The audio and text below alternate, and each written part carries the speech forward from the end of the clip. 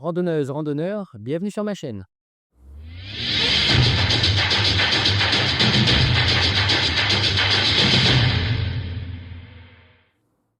Bonjour à toutes et à tous, bienvenue sur ma chaîne dédiée à la randonnée et au trek.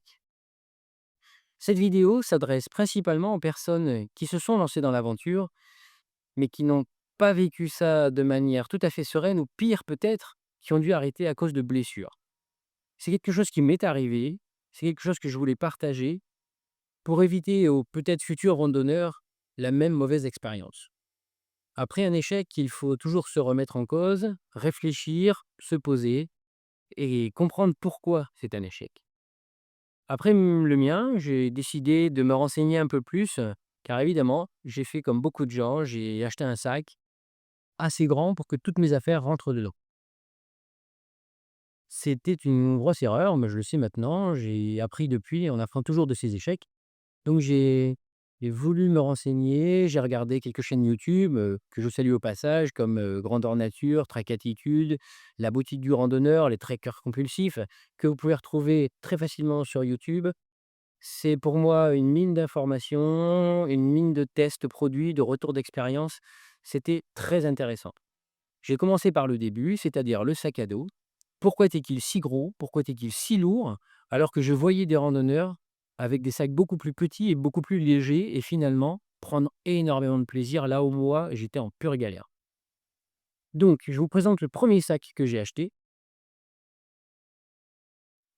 un sac Go Sport 70 litres, plutôt confortable.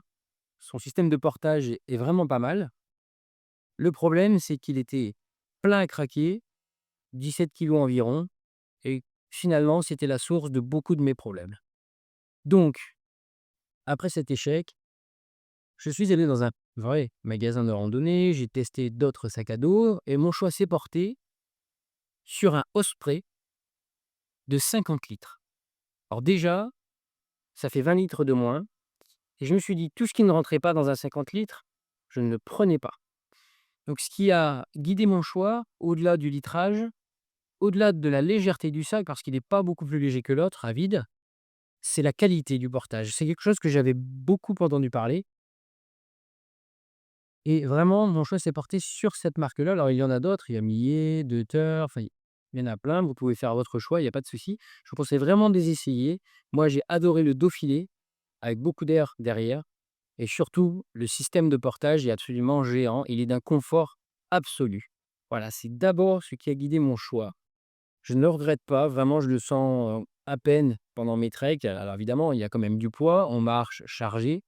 Néanmoins, je passais d'un sac de 17 kilos un sac de 11 kilos avec l'eau, donc ce qui est vraiment, peu en randonnée sur plusieurs jours en autonomie.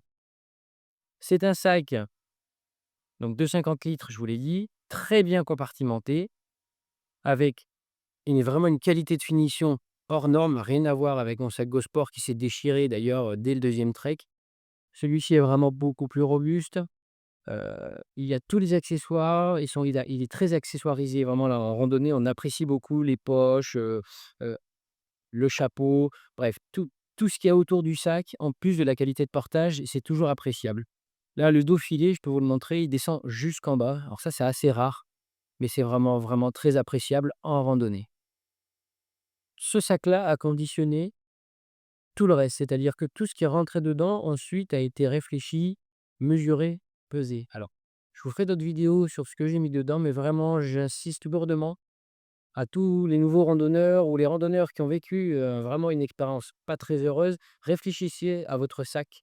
J'en ai vu beaucoup avec des sacs incroyables. Alors on peut aussi trouver d'autres marques, hein, j'ai même aussi vu des gens voyager avec des sacs Decathlon, ils avaient l'air très heureux et j'ai aucun problème là-dessus.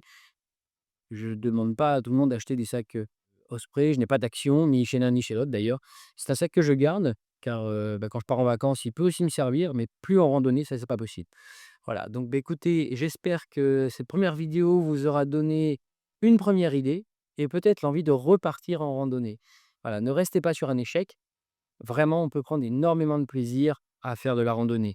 Je vous donne rendez-vous dans une prochaine vidéo et je vous dis à très bientôt.